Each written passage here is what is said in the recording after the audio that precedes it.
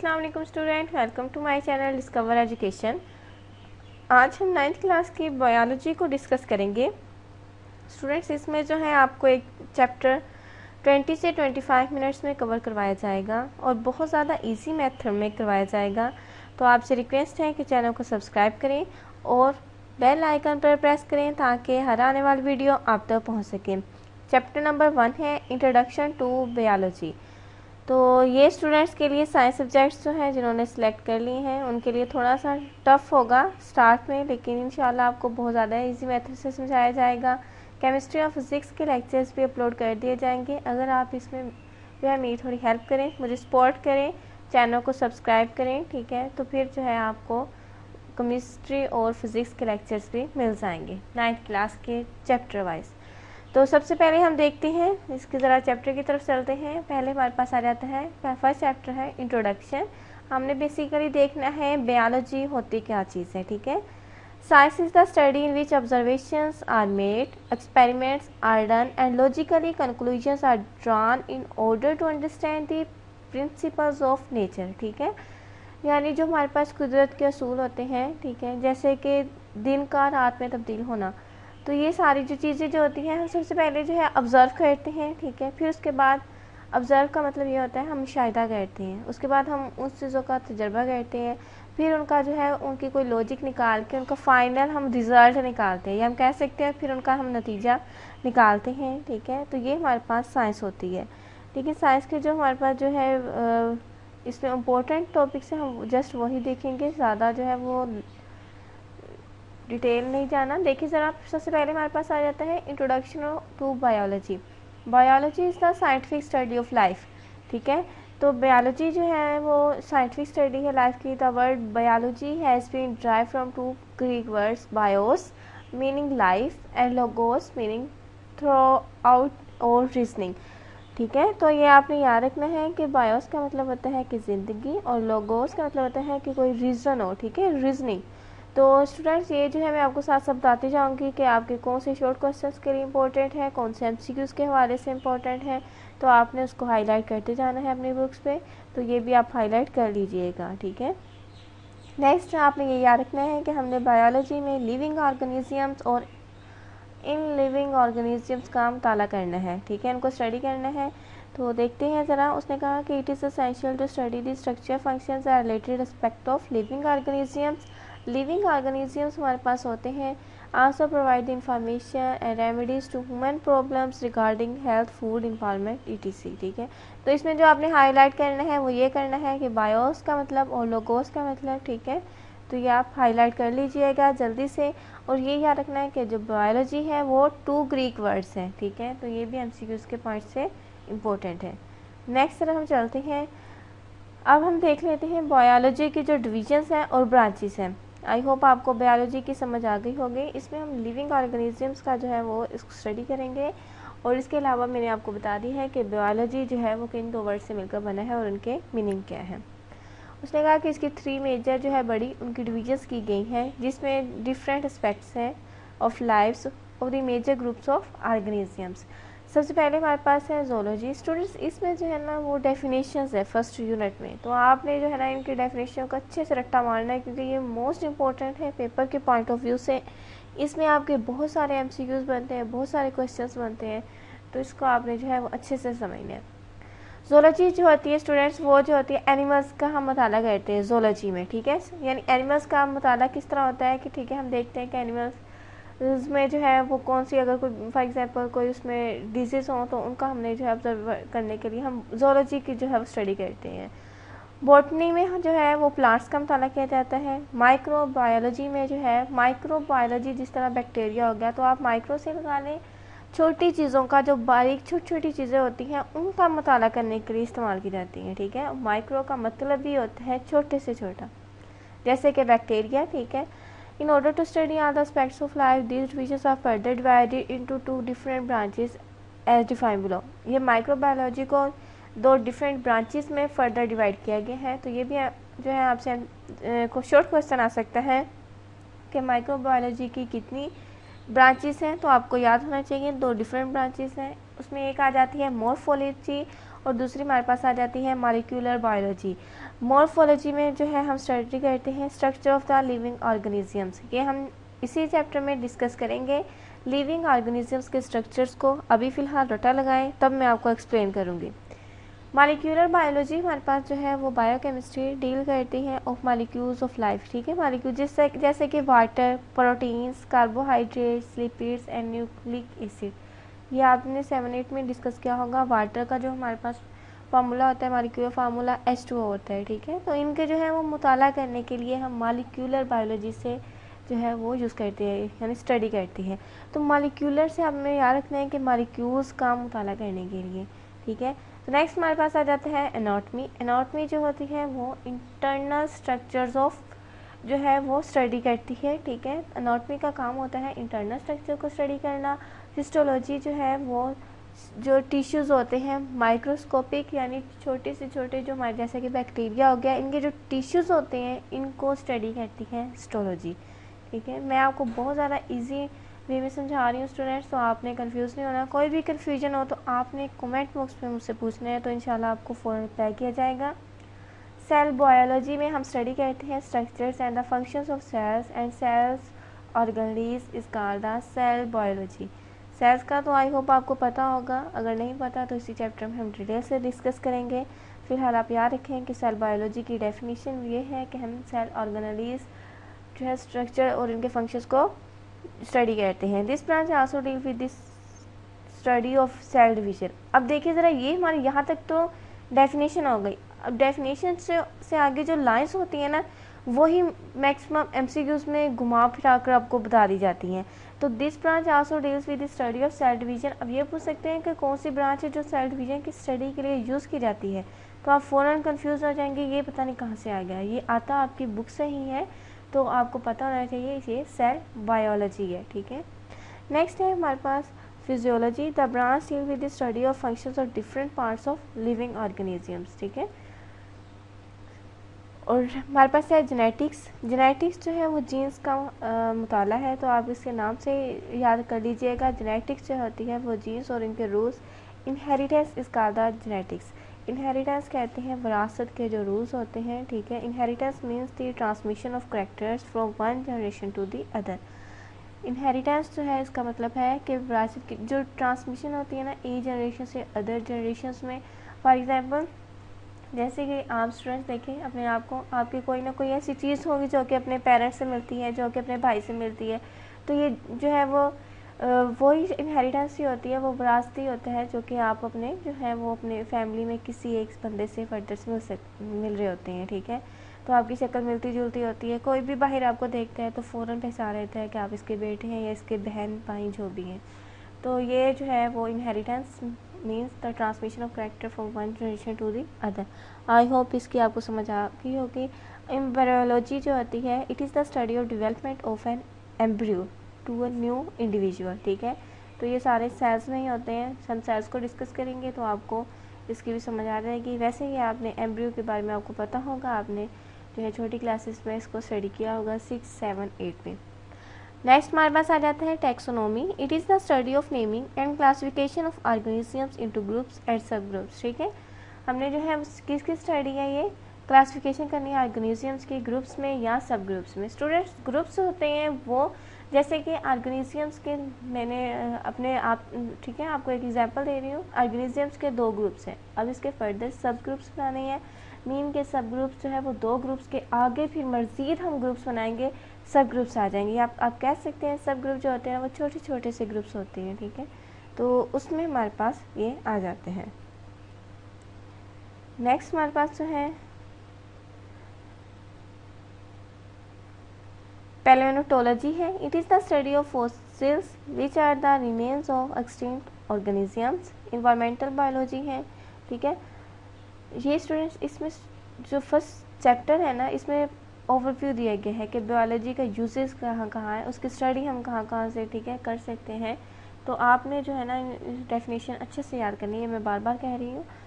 It is the study of fossils which are the remains of extinct organisms. Environmental biology में होता है कि interactions between the organisms and their environments. तो हम भी students एक ऑर्गेनिजम्स ही हैं, ठीक है, हम लिविंग ऑर्गेनिजम्स हैं। हमारा अपने माहौल के साथ इंटरेक्शंस आप समझते होंगे, यानी हमारे माहौल के साथ जो है ताल्लुकात, यानी देखिए हम जिस माहौल में रह रहे हैं हमारी जो है वो आदतें हम कह सकते हैं, ठीक है, उठने बैठने खाने पीने हर चीज़ का तरीका वही होगा, क्योंकि एक माहौल जो है वो इंसान को बहुत ज़्यादा असरअंदाज करता है। तो इस सारी चीज़ों में हम इन्वायरमेंटल बायोलॉजी को इसमें डिस्कस करेंगे। सोशल बायोलॉजी में ये होता है सोशल बिहेवियर का, ठीक है, of the animals that make societies, ठीक है, जो कि उसे माशरे की वजह से एक हम कह सकते हैं जानदार में हमारा अपना बिहेवियर रवैया जो है उसी तरह का होगा जैसे जिस माशरे में हम रह रहे हैं।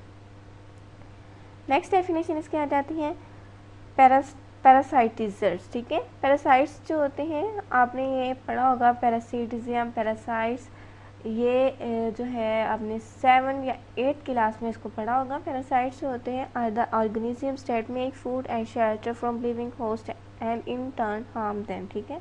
पैरासाइट्स वो जानदार होते हैं जो कि खुराक लेते हैं, ठीक है, लिविंग होस्ट से और पनाह भी उनसे ही लेते हैं, इन रिटर्न हार्म देम, ठीक है, और वापस में उसको जो है वो हार्म देम यानी उनको रिटर्न करते हैं। पैरासिटोलॉजी जो होती है ये डील करती है पैरासाइट्स को। पैरासाइट्स की डेफिनेशन आपके सामने है जो कि मैंने बता दी है। बायोटेक्नोलॉजी की डेफिनेशन जो है मोस्ट इम्पोर्टेंट है। ये जो है डेफिनेशन आपने फिंगर टिप्स पे रखनी है और इसको समझना है कि इसमें है क्या।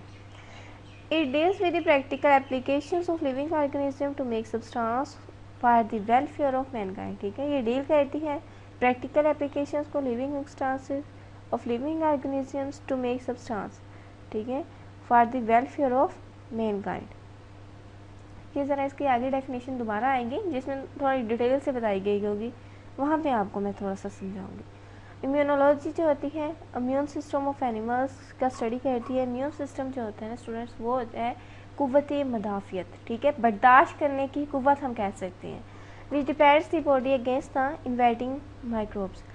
अब यहाँ पे आपको थोड़ा सा कंफ्यूज होंगे, यानी बर्दाश्त करने की कुव्वत क्या है। जैसे कि एक जो है वो आपको मिसाल दे दें, आप ज़्यादा जो है वो हार्ड वर्क नहीं कर सकते। हार्ड वर्क ज़रूरी नहीं है स्टडी में ही हो, वो कोई भी हो सकता है, ठीक है। जैसे एक लेबर का काम होता है, ठीक है, वो लेबर जो है वो सख्त काम कर रहा होता है, तो क्योंकि उसका जो है वो हम कह सकते हैं कि वो कुछ अपना मेंटली और कुछ वो जिस्मानी तौर पे जो है वो इस तरह अपने आप को ढाल लेते हैं, तो हम थोड़ा उस टाइप का जो है वो काम नहीं कर सकते, ठीक है। तो ये हमारा इम्यून सिस्टम होता है कि हम किस हद तक कोई काम कर सकते हैं, हमारा बर्दाश्त किस हद तक है। इंटोमोलॉजी जो होता है ये इंसेक्ट्स के स्टडी को डिस्कस करता है, इंसेक्ट्स की स्टडी को बयान करता है। इंसेक्ट्स जो होते हैं वो कीड़े मकोड़े होते हैं। हशरातुल अर्ज़ इसको उर्दू में इनके मीनिंग है, लेकिन कीड़े मकोड़े जैसे कि छोटे छोटे खुर्दबीनी जानवर होते हैं तो इनको स्टडी करते हैं। नेक्स्ट हमारे पास आ जाता है फार्माकोलॉजी। फार्माकोलॉजी जो होता है वो स्टडी होती है ड्रग्स की and there effects on the system of human body. तो स्टूडेंट्स इसकी जो है वो सेपरेट स्टडी है। देखिए ड्रग्स कहते हैं, आपको ड्रग्स का पता ही होगा, ड्रग्स का यूज़ जो है बहुत ज़्यादा जो है सेहत के लिए नुकसानदायक है। तो इस सारे में जो है हम फार्माकोलॉजी को डिस्कस करते हैं। Human population growth, infectious diseases, addictive drugs and pollution are the major biology issue. Relationship of biology to other sciences, ठीक है, इसमें हमने स्टूडेंट्स डिस्कस करना है कि बायोलॉजी का दूसरे जो साइंस हैं उनके साथ जो है क्या ताल्लुक़ है, ठीक है। तो इनके थोड़े से रिलेशन को हम डिस्कस करने से पहले ये हमने अभी बायोटेक्नोलॉजी का पढ़ा है, जिसमें मैंने जस्ट आपको डेफिनेशन जो लिखी हुई है वो एज इट इज़ बताई है। थोड़ा सा आपको बता भी देती हूँ क्योंकि इम्पोर्टेंट है। बायोटेक्नोलॉजी स्टूडेंट्स वो होती है, इनका ताल्लुक जानदारों के हम कह सकते हैं ऐसे मादे से है, ठीक है, जो कि इंसानियत के लिए मुफीद हो, ठीक है, जो इंसानों के लिए फ़ायदेमंद हो, तो वो जो है वो बायोटेक्नोलॉजी के सेंस में आ जाता है, ठीक है, जिनसे इंसानियत को फ़ायदा पहुंचता हो। इसको फर्दर हम नेक्स्ट डिस्कस करेंगे। चलिए अभी इसी टॉपिक की तरफ चलते हैं कि साइंस का जो है बायोलॉजी का साइंस के साथ क्या ताल्लुक़ है। उन्होंने यहाँ पे जो बात की है वो मैं आपको बता देती हूँ, सारा रट्टा लगाने की ज़रूरत नहीं है। उन्होंने यहाँ पे ये कहा है कि जानदारों के मुख्तलिफ पहलुओं के मतलब मालूमात बायोलॉजी में शामिल हैं, ठीक है, कि हम सारा मुताला जो है वो जानदारों का बायोलॉजी में ही ज़्यादातर करते हैं, तो उनके जो है वो सारी मालूमात इंफॉर्मेशन हमें बायोलॉजी से मिलती हैं। लेकिन इनका ताल्लुक़ जो है ना वो साइंस की दूसरी शाखों से भी है, ब्रांचेस से भी है, ठीक है। साइंस की हर शाख का ताल्लुक़ दूसरी तमाम शाखों से होता है। मैंने अभी जो है एक हमने ब्रांच डिस्कस की, उसकी फर्दर 2 से 3 ब्रांचेस जो है वो निकल आई, तो वो यहाँ पे बात करने की कोशिश की है। इसकी मिसाल अगर हम देखें तो मिसाल के तौर पर जानवरों में हरकत का अमल पढ़ते वक्त बायोलॉजिस्ट को फिज़िक्स में मौजूद हरकत के कवानीन का हवाला इस्तेमाल करना पड़ता है।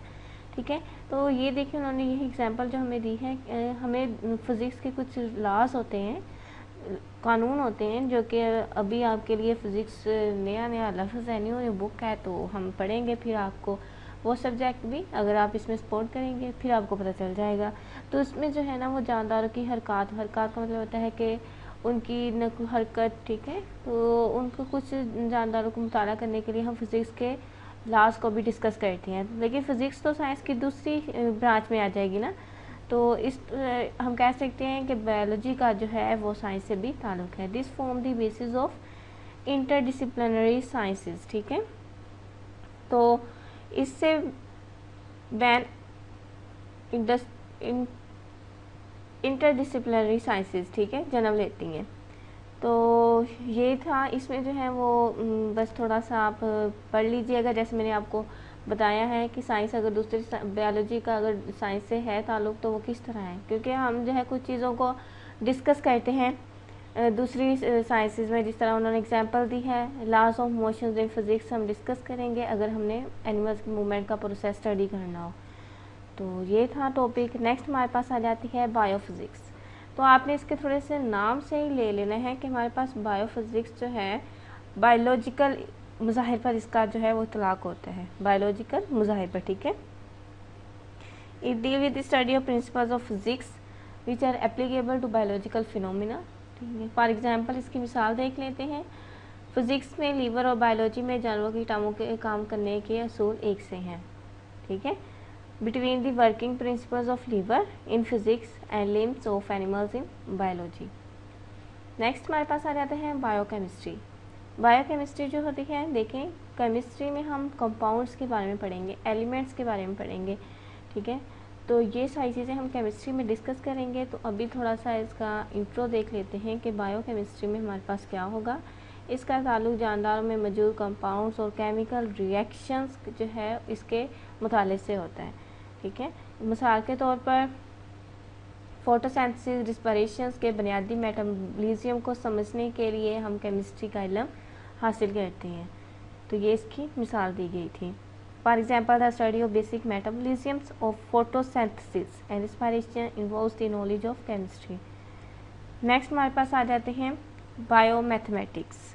तो स्टूडेंट ये जो आपने छोटी छोटी ये आपकी बुक में दी गई होंगी, तो आपने जो है ना इनको इग्नोर नहीं करना, आपने इनको रट्टा अच्छे से माना, क्योंकि इसी में से MCQs आ जाते हैं जो साइड पे आपके बाउंड्री से बनाकर कुछ इन्फॉर्मेशन दी जाती है। ठीक है, बायोमैथमेटिक्स को बायोमेट्री भी कहते हैं। तो ये आपने एक तो माइंड में रखना है कि बायोमेट्री जो है वो बायोमैथमेटिक्स एक ही चीज़ है। अब बायोमैथमेटिक्स जो है वो कुछ असूल और तरीके होते हैं, इनको इस्तेमाल करके हम बायोलॉजिकल माल का मुताला करते हैं। ठीक है, ये deal with the study of the biological process using the mathematical techniques and tools. अब देखिए मैथमेटिक्स में आपने जो है मैथ्स को ही मैथमेटिकल कहते हैं। अब देखिए मैथ में आपने स्टडी किया होगा, हम फार्मूलाज डिस्कस करते हैं, उसमें फार्मूलाज याद करते हैं, उसके अकॉर्डिंगली ही हम क्वेश्चन को सॉल्व करते हैं। तो वो फार्मूला जो है वो कहाँ से ड्राइव किए गए हैं, तो उसका भी कोई एक तरीकाकार होता है कि वो ड्राइव कहाँ से किए गए हैं, कैसे फार्मूला बनते हैं, उनको यूज़ करते हैं, हम क्वेश्चन को सॉल्व करते हैं। तो ये बात उसने की है कि कुछ हम असूल हमारे क्या होंगे कि हमने फार्मूला अप्लाई किया है क्वेश्चन में। ठीक है, तो उसको जो है वो बायोलॉजिकल हम स्टडी करेंगे, या हम कह सकते हैं कि हम फार्मूला जो है वो अप्लाई करेंगे। तो इसमें सिर्फ ये बात बताने की कोशिश की है, इसमें कंफ्यूज नहीं होना। इसकी मिसाल हमारे पास दी गई है।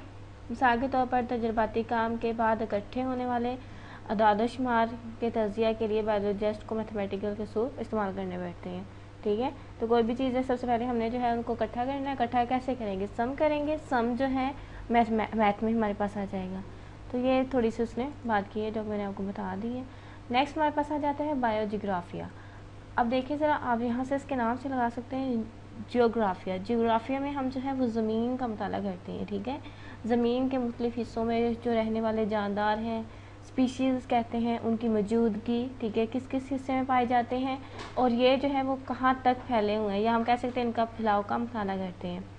बायोजियोग्राफिया के ज़रिए मखसूस जगराफाई इलाकों की जो है वो खसूसियात के इल्म को भी इस्तेमाल करके वहाँ पे पाए जाने वाले जो जानवर होते हैं उनकी हम खसूसियात का भी इल्म लगा सकते हैं या अंदाज़ा लगा सकते हैं, ठीक है।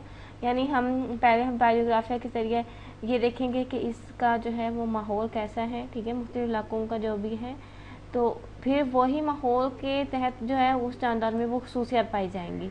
ऐसे ही जैसे मछली जो है वो पानी में ही रहती है, ठीक है, तो वो उसका एक माहौल है, वो पानी में रह रही है, ठीक है, वो बाहर नहीं जिंदा ज़्यादा टाइम रह सकती, तो फ़िश जो है उसका वो अपना माहौल है। तो इसी तरह जो है हर इलाके के माहौल में रहने वाले जानदार में वही खसूसियात पाई जाती हैं जैसे वो माहौल में रहता हो। नेक्स्ट हमारे पास आ जाते हैं बायो इकोनॉमिक्स। बायो इकोनॉमिक्स जो होता है इसका ताल्लुक माशी हवाला से है। इकोनॉमी का मतलब ही माशियात होते हैं, माशी हवाला से जानदारों के तरफ मुताला करते हैं इसमें, ठीक है। इसकी एग्जांपल देख लेते हैं। फॉर एग्जांपल जो बायो इकोनॉमिक्स के ज़रिए गंदम की फसल पर लगाए जाने वाले सरमाया और इसकी कीमत जो है फ़रोख्त का हिसाब करके नफ़ा या नुकसान की हम तयन कर सकते हैं, ठीक है। यानी जिस तरह गंदम की कटाई होती है, ये देखिए उन्होंने कहा है कि the cost of aerial profit. इसकी एग्जांपल मैं थोड़ी अपनी वर्डिंग में भी समझा देती हूँ अगर स्टूडेंट्स कंफ्यूज हैं तो। लेकिन स्टूडेंट्स देखें, एक फसल की हम कटाई करते हैं, ठीक है, जैसे कि हमारे पास गंदम की फसल है, जब हम कटाई करने के बाद उसको सेल कर देंगे या हम फ़रोख्त कर देंगे तो हम हिसाब किताब लगाते हैं कि हमने जो इस पर जो भी हमने इस पर ख़र्चा किया है, ठीक है, या सरमाया लगाया है वो कितना है और जो कि हमें सेल करने के बाद हासिल हुआ है वो कितना है। तो फिर हम वो करने के बाद देखते हैं कि हमें इससे नफ़ा हुआ है या नुकसान। तो ये हमारे पास बायो इकोनॉमिक्स में आ जाता है। ये सारी जो है वो आपको इसके नाम से ही ज़ाहिर हो जाना चाहिए। इकोनॉमी का मतलब माशियात होता है, इसी तरह जोग्राफिया का मतलब ये होता है कि ज़मीन के बारे में जो है आपके पास मुताला होगा इसमें। नेक्स्ट है डिस्कशन, डिबेट एंड फेडरल। इसे जो है वो आप फ़िलहाल छोड़ दें, ठीक है। तो ये जो है वो बात की बात है। नेक्स्ट है कैरियर्स इन बायोलॉजी। बायोलॉजी में जो है वो कौन कौन से जो है आप कह सकते हैं कि पेशे मुंसलिक हैं। आप कौन कौन से बायोलॉजी को पढ़ के आप कौन से पेशे अख्तियार कर सकते हैं, ठीक है। तो इसमें इसको भी मैं अपनी वर्डिंग में बता देती हूँ क्योंकि इसको थोड़ा सा आप कॉन्सेप्ट बना लें, बाकी एज इट इज़ रट्टा मारने की ज़रूरत नहीं है। आज के तलबा ने आने वाले कल में लीडरशिप की पोजीशंस संभालनी है। इनके लिए लाजमी है कि इसके पास जदीद और आगे बढ़ती साइंस की शाखों का इल्म हो। बायोलॉजी जो होती है एक दुरुस्त और जदीद इल्म, साइंस और तहकीकी मंसूबों का दराग देगा, ठीक है, जिससे सीखने वालों को मुख्तलिफ पेशों की फहरिस्त में इंतखाब से फ़ायदा होगा। तो ये आप जो है वो छोड़ दें, इससे कोई भी जो है वो मंदरजा ज़ैन में से जो है वो पेशी है जो बायोलॉजी का एक तालिब इल्म अख्तियार करने की मनसूबाबंदी रखते हैं। The following are the careers that a student of biology can plan to adopt, ठीक है। तो जो बायोलॉजी पढ़ने के बाद जो है आप मेडिसिन, सर्जरी, कौन कौन से पेशे जो है अख्तियार कर सकते हैं, इससे कौन से पेशे मुंसलिक हैं, तो वो हम अब देखते हैं। ये हमारे पास जो है वो मेडिसिन का सर्जरी पेशा है होता है, ठीक है। इसमें क्या होता है कि इंसानियों की बीमारियों के बारे में तशख़ीस की जाती है। तो इसका मतलब आप समझते हैं कि इंसानी की बीमारियों का पता लगाया जाता है कौन सी बीमारी है। The profession of medicine deal with the diagnosis and treatment of disease in human. In surgery the parts of the body में बी रिपेयर। सर्जरी में क्या होता है कि जिस्म के हिस्से मरम्मत किए जाते हैं, रिप्लेस और रिमूव्ड, ठीक है, या तो फिर वो तब्दील किए जा सकते हैं या निकाले जाते हैं। मिसाल के तौर पर रिमूवल ऑफ स्टोन्स। अब स्टोन्स का मतलब समझते होंगे, पत्थरी हम कह सकते हैं, ठीक है, पत्थरी का निकालना थ्रो रेनल सर्जरी के ज़रिए। अब जैसे कि गुर्दों की पत्थरी का निकालना, ठीक है, ट्रांसप्लेशन ऑफ किडनी, ठीक है, और लीवर ETC। जिगर की पेवंदकारी हम कह सकते हैं। ये दोनों पेशे हायर सेकेंडरी तालीम जो है बायोलॉजी के साथ एक बुनियाद मुंसलिक है, ठीक है। इसको स्टडी करने के लिए MBBS जो है वो पढ़ते हैं और फिर जो है वो तलबा को एक स्पेशलाइजेशन जो है वो करते हैं। तो ये था हमारे पास कि सर्जरी क्या है, मेडिसिन क्या है, ये तो आम सी बातें हैं। इसमें फिशरीज़, ठीक है, आगे है, एग्रीकल्चर आगे है। तो ये सारी जो है वो आम बातें हैं। तो इसमें हम आम बातों में ही पढ़ लेते हैं जिससे आपको अच्छी सी समझ आ जाए और हमारा लेक्चर भी जल्दी से कवर हो जाए। फिशरीज़, फिशरीज़ हमारे पास बेसिकली होते हैं क्या है, आप इसके नाम से देखें, फिशर, फिश मछली होती हैं, फिशरीज़ कहते हैं माही परवरी यानी मछलियों की पैदावारी का पेशा, ठीक है। मछलियों की पैदावार का जो पेशा होता है उसको फिशरीज़ कहते हैं। Fisheries the professional study of fish production. Pakistan में ऐसे शोबे मौजूद हैं जहाँ फिशरीज़ के जो है वो पेशा व खिदमत अंजाम दिए जाते हैं, ठीक है। और पाकिस्तान में ये पेशा ज़ूलॉजी या फिशरीज़ के बैचलर या मास्टर लेवल की तालीम के बाद अख्तियार किया जाता है। तो याद रखना है कि फ़िशरीज़ का पेशा बैचलर या मास्टर लेवल के बाद अख्तियार किया जाता है। ऐसे शोबे मौजूद हैं जहाँ पे इसकी पैदावार बढ़ाने के लिए फ़िश की पाकिस्तान में मौजूद हैं। तो आपने जो है इसको याद रखना है जस्ट कि फ़िशरीज़ होता क्या है, और बाकी इसकी डिटेल नहीं आएगी, तो आपने ज़्यादा इसकी डिटेल में नहीं जाना, सिर्फ यहाँ तक याद रख लीजिएगा कि फ़िशरीज़ जो है वो प्रोफेशनल स्टडी है और फ़िश प्रोडक्शन की।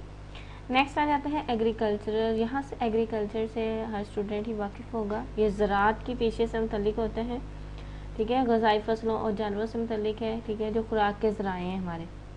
इस तरह मतलब गंदम, चावल, मकई वगैरह जो होती हैं, ठीक है, इसको हम इंग्लिश में देख लेते हैं। इतना भी अब आप लोगों को उर्दू के मैं ना ही अपनी लैंग्वेज में आदि बनाऊँ, थोड़ी सी बुक की तरफ भी आप इसको स्टडी करें। An agriculturalist works for the betterment of crops like wheat, rice, corn, etc. and animals like buffalo, cow, etc. from which we get food, ठीक है। इन सब चीज़ों से हम फूड हासिल करते हैं। In Pakistan there are many universities which offer professional courses on agriculture after the higher secondary education in biology। तो वही बात की है जो यहाँ पे की गई थी। नेक्स्ट आ जाता है एनिमल हस्बेंड्री। एनिमल हस्बेंड्री में जो है वो इल्म हयावानात होती हैं, ठीक है, हैवानियात हम कह सकते हैं।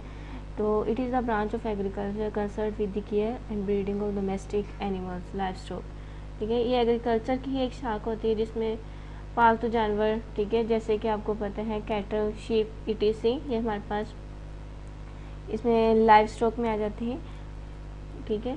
तो और जिससे कृषि की जाती है। एनिमल हस्बेंड्री को पेशा बनाना यानी आप उसको जो है वो सेकेंडरी तालीम के बाद भी इख्तियार कर सकते हैं। आई होप आपको इसकी समझ आ गई होगी। नेक्स्ट हमारे पास आ जाता है हॉर्टिकल्चर। हॉर्टिकल्चर जो है वो ये बहुत ज़्यादा ईजी है। इसका ताल्लुक जो होता है ना वो बागबानी से होता है। बागबानी समझते हैं आप? It is with the art of gardening, ठीक है। मैं थोड़ा आपको इसको जो है वो उर्दू में बता देती हूँ ताकि आपको समझने में मुश्किल ना हो। असल में जो हॉर्टिकल्चर होता है ना, बागबानी से इसका ताल्लुक़ होता है। इसका माहिर आराइशी पौधों, फलों वाले पौधों की मौजूदा इकसाम की बेहतरी के लिए और नई इकसाम पैदा करने के लिए इस्तेमाल किए जाते हैं, ठीक है।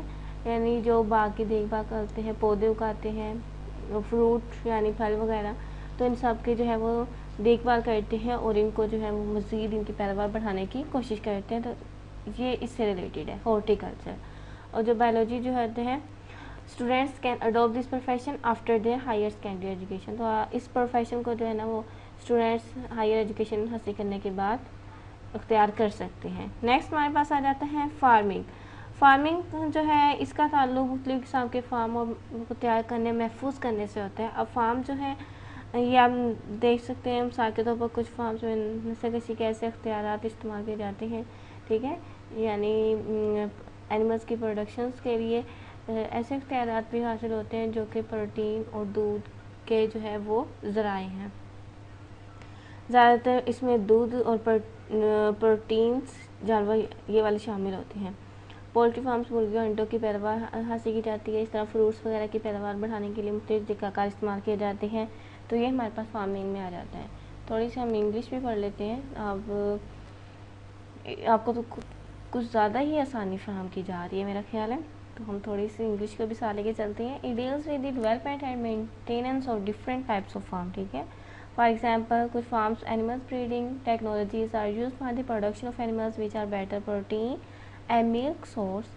In poultry farms, chicken and eggs are produced. Similarly, in fruit farms, different fruit seedling plants are grown. A student who has gone through the professional course of agriculture, animal husbandry, fisheries, etc. can adopt this profession. अब हमारे पास एक topic आते हैं next, forestry, ठीक है। Forestry के next हमारे पास biotechnology आएगा जिसको थोड़ी सी हम डिटेल से पढ़ेंगे। तो फिर हमारे पास जो है इसका हम चैप्टर के अख्तिताम की तरफ चलेंगे। फॉरेस्ट्री, आपके फॉरेस्ट्री से माइंड में क्या आता है स्टूडेंट्स? फॉरेस्ट होता है जंगल को कहते हैं, ठीक है। तो फॉरेस्ट्री में आपके माइंड में आ जाना चाहिए, जस्ट आपको वर्ड का मीनिंग पता हो और डेफिनेशन झटपट से जहन में आ जानी चाहिए। तो इस तरह आपने इसकी प्रिपरेशन करनी है। इंशाल्लाह मैं आपके साथ हूँ तब तक। तो कोई भी कन्फ्यूजन हो तो आपने कमेंट बॉक्स में लास्ट में पूछना है और चैनल को सब्सक्राइब करना है। फॉरेस्ट्री में पेशा कुदरती जंगलात की हिफाजत करते हैं, ठीक है। जिस तरह कुदरती जंगलात उगाए जाते हैं तो इसकी जो हिफाजत करते हैं, ये इसमें ये सारी चीज़ें आ जाएंगी, ठीक है। कुछ यूनिवर्सिटीज़ हैं इस तरह के, वो कोर्सेज भी दे रही है कि आपने किस तरह उनकी हिफाजत करनी है। जिस तरह ज़ूलॉजी हो गया, बॉटनी हो गया, ये बैचलर लेवल की तालीम जो है इसमें आप आगे पढ़ेंगे, ये बैचलर लेवल की तालीम है। उसमें ज़ूलॉजी, बॉटनी, ज़ूलॉजी में हम जानदारों का मुताला करते हैं, बॉटनी में हम पौधों का मुताला करते हैं। तो ये जो है वो यूनिवर्सिटी बुक प्रोवाइड कर रही है एजुकेशन लेवल पर, जिसको स्टडी करने के बाद जो है हम अपने फॉरेस्ट की जो है वो अच्छे से देखभाल कर सकते हैं, ठीक है। और फॉरेस्ट में सिर्फ यही चीज़ नहीं होती कि उसमें जंगलात में हमने उसकी हिफाजत करनी है, उसको काश्त अगर किया है तो हमें किस तरीके से करना है, अगर वो नशमा कर रहे हैं तो वो सारा जो है उसका प्रोसीजर इसमें आ जाएगा। अब आगे है बायोटेक्नोलॉजी, जो कि मेरा फेवरेट टॉपिक है और मैं इस टॉपिक का कब से इंतज़ार कर रही थी। तो बायोटेक्नोलॉजी जो होती है ना, वो जदीद तरीन पेशा है, प्रोफेशन है, ठीक है। बायोलॉजी में बायोटेक्नोलॉजी वो लेटेस्ट प्रोफेशन है, यानी जदीद तरीन पेशा है। इसके माहिर वो तहकीक और अमली काम करते हैं जिनमें माइक्रो ऑर्गेनिज्म से मुफीद मसनूआत बनाई जाती हैं, ठीक है। माइक्रो ऑर्गेनिज्म छोटे छोटे जो होते हैं, जानदार होते हैं, इनसे मुफीद चीज़ें बनाई जाती हैं जिससे इंसानियत को फ़ायदा हो, इंसान को फ़ायदा हो, ठीक है। तो अभी फ़िलहाल आप डेफिनेशन की तरफ ही पढ़ना है। अब ये आ सकता है कि लेटेस्ट प्रोफेशन बायोलॉजी का कौन सा है, तो आपको पता होना चाहिए बायोटेक्नोलॉजी का है, ठीक है। Biotechnology study the work for the production of useful product through micro organisms. Micro organism से जो है वो चीज़ें लेते हैं जो कि इंसानियत के लिए फ़ायदा मंद हो। Universities after courses in biotechnology after higher education in biology and after the bachelor level studies of botany और zoology। नेक्स्ट हमारे पास आ जाता है कुरान एंड बायोलॉजी। अब देखिए हमने इसमें साइंस, मैंने आपको बताया है कि बायोलॉजी में हम जानदारों का मुताला करते हैं, ठीक है। तो इसका हम थोड़ा सा देख लेते हैं कि इसका जो है कुरान मजीद के साथ, कुरान पाक के साथ क्या लिंक है। कुरान पाक में कई जगहों पर अल्लाह ताला ने ज़िंदगी की इब्तदा और जानदारों के जो है वो हम कह सकते हैं करैक्टरिस्टिक्स जो होती हैं उनके मुतालिक इशारा किया है। At many places in Holy Quran Allah hits about the origin and characteristics of holy living organism in the same verses human being have been instructed to expose the unknown aspect of life after getting the hints. Here are few examples of such guidelines. तो मैं ये आपको बता देती हूँ, इसमें ये बात की गई है कि इन्हीं आयात में नसीहत की गई है कि इशारे पाने के बाद इंसानी ज़िंदगी के नामालूम पहलों की खोज भी लगाएं, ठीक है। यहाँ हम इन रहनुमा सूलों की चंद मिसालें देख सकते हैं।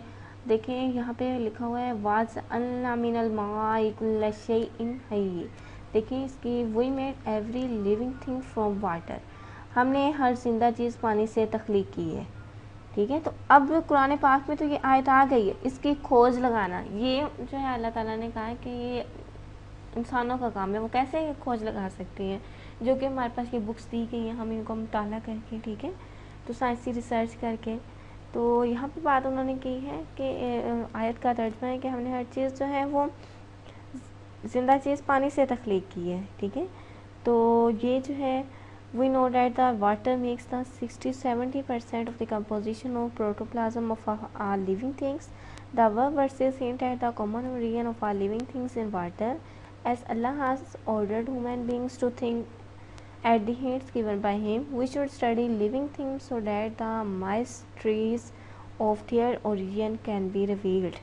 तो इसमें ये आपको बताया है कि हम जानते हैं कि तमाम जानदारों के प्रोटोप्लाज्म 60 से 70% जो है वो पानी पर मुश्तमिल होते हैं।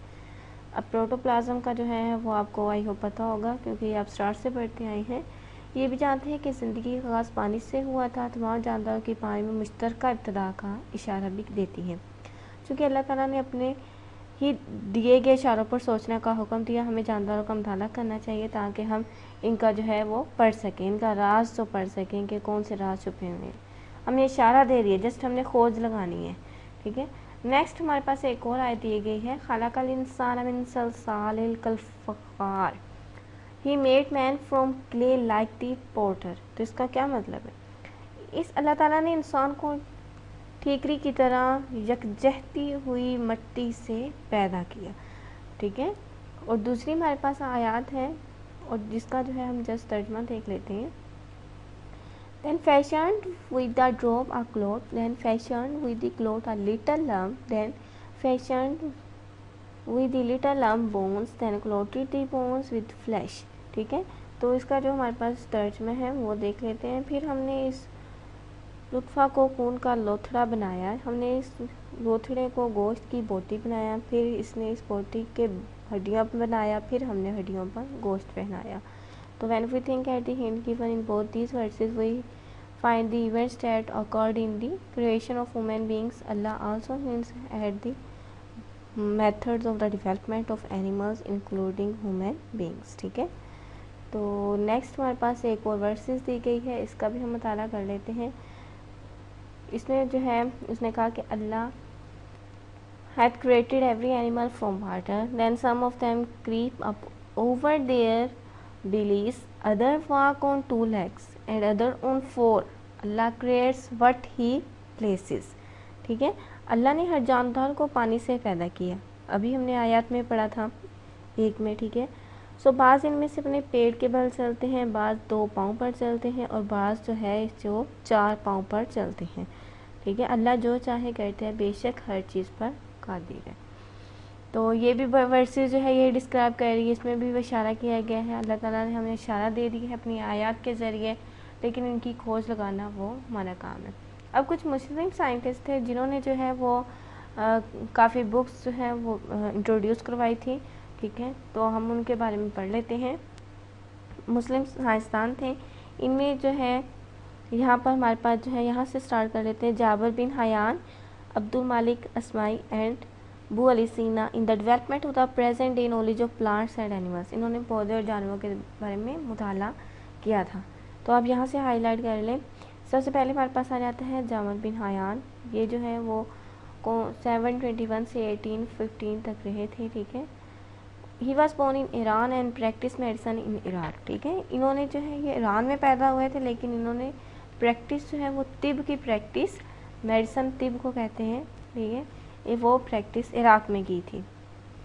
ही introduced experimental investigation in chemistry and also wrote number of books on plants and animals. ये स्टूडेंट मोस्ट इम्पोर्टेंट है, ये तीनों जो साइंटिस्ट हैं उनके ये काम क्या है, ठीक है। तो आपने ये अच्छे से समझने हैं और अच्छे से इसको रट्टा मारना है। ये क्वेश्चंस में लास्ट में पूछे जाते हैं, पेपर के पॉइंट ऑफ व्यू से मोस्ट इम्पोर्टेंट है। तो उसके बाद यहाँ पे ये की है कि इन्होंने जो है वो नंबर ऑफ़ बुक्स केमिस्ट्री की और प्लांट्स और एनिमल्स के बारे में लिखी थी।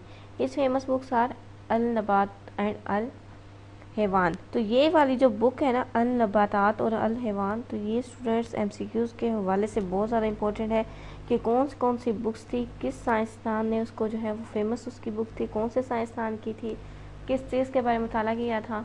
तो ये आपने तीनों चीज़ें अच्छे से याद कर लेनी, इसमें समझाने वाली कोई बात नहीं, इसको जस्ट आपने रट्टा लगवाना है।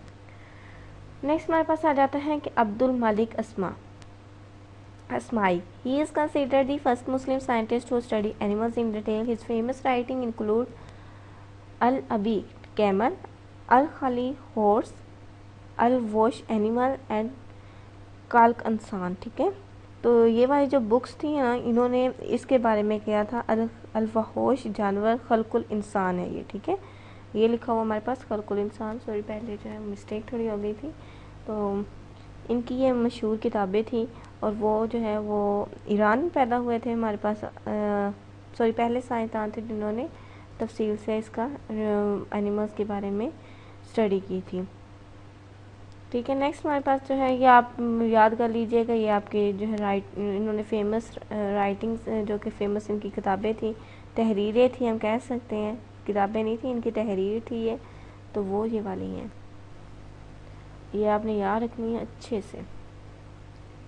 नेक्स्ट हमारे पास आ जाता है अबू अली सीना। तो इसका में जो है वो he is honoured as the founder of medicine and called as the, ये आपने याद रखना है, ये बो अली सीना को ना तिब का बानी माना जाता है। फाउंडर ऑफ मेडिसन कौन है वो? बो अली सीना। मोस्ट इंपॉर्टेंट है एमसीक्यू स्टूडेंट्स, ये फर्स्ट चैप्टर वैसे ही आपका इंपॉर्टेंट है। मैंने आपको कहा था कि हम 25 मिनट्स में इंशाल्लाह कवर करने की कोशिश करेंगे। मुझे लगता है कुछ ज़्यादा टाइम लग गया है क्योंकि ये चैप्टर जो है वो मोस्ट इंपॉर्टेंट है, तो अच्छे से समझ आना आपके लिए बहुत ज़्यादा ज़रूरी है। तो जो बो अली हमारे पास सीना थे, ये इन्हें तिब का बानी माना जाता है, ठीक है। और इनकी जो है वो एविसीना पुकारा जाता है वेस्ट में, ठीक है। उसने कहा कि and called as Avicenna in the west, he was a physician, philosopher, astronomer and poet, ठीक है। ये जो है एक तबीब, फिलासफर और माहिर फल्कियात और एक शायर थे, ठीक है। इनकी एक बुक है और बुक का नाम है अल कानून फिल तिब, को मगरिब में इल्म तिब के कानून का जो है वो दर्जा हासिल है, ठीक है। वन ऑफ हिज बुक अल कानून फिल तिब इज़ नोन एज द, ठीक है, कानून ऑफ मेडिसन इन वेस्ट। तो ये इसकी अल कानून फिल तिब जो है वो बो अली सीना की बुक है। याद रखना है अब्दुल मिर मालिक अस्मा की जो मशहूर तहरीरें हैं उनमें आ जाएगा अल इबल ऊँट है, अल खैल घोड़ा, अल वहूद जानवर, अल खल्कुल इंसान शामिल हैं, ये वाली चीज़ें, ठीक है। तो ये आपने याद रखनी है। और फाउंडर जो हमारे पास मेडिसन है वो बो अली सीना है। इसी तरह जो है वो जाबिर बिन हयान की जो फेमस बुक है वो अल नबातात एंड अल हैवान है। द लेवल ऑफ ऑर्गेनाइजेशंस को हम जो है वो नेक्स्ट लेक्चर हाफ में डिस्कस करेंगे, ठीक है। लेक्चर नंबर 1 का सेकंड पार्ट में हम इसको डिस्कस करेंगे। फ्रेंड्स ये लेक्चर थोड़ा लेंथी है तो मैंने आपको पहले भी बताया है, इसका अच्छे से समझना बहुत ज़रूरी है क्योंकि जो बेसिक चीज़ है इंट्रो है वो फर्स्ट चैप्टर में ही उन्होंने बता दिया है। नेक्स्ट फर्दर हम जो है इन चैप्टर्स की इनकी जो इंट्रो बताया गया है उसकी डिटेल्स डिस्कस करेंगे। तो नेक्स्ट हाफ जो है वो उसका लिंक आपको इसी चैप्टर के जो है वो डिस्क्रिप्शन में मिल जाएगा, तो आप जो है वो इसी के डिस्क्रिप्शन में देखेंगे तो आपको इंशाल्लाह नेक्स्ट हाफ भी उसका लिंक मिल जाएगा। तो आज का लेक्चर यहाँ पे होता है एंड उम्मीद है समझ आई होगी। वीडियो को लाइक ज़रूर करें, चैनल को सब्सक्राइब करें। मिलते हैं नेक्स्ट हाफ लेक्चर में क्योंकि हमने इसका आधा छोड़ दिया है। तब तक मुझे दीजिए इजाज़त। अल्लाह हाफिज़।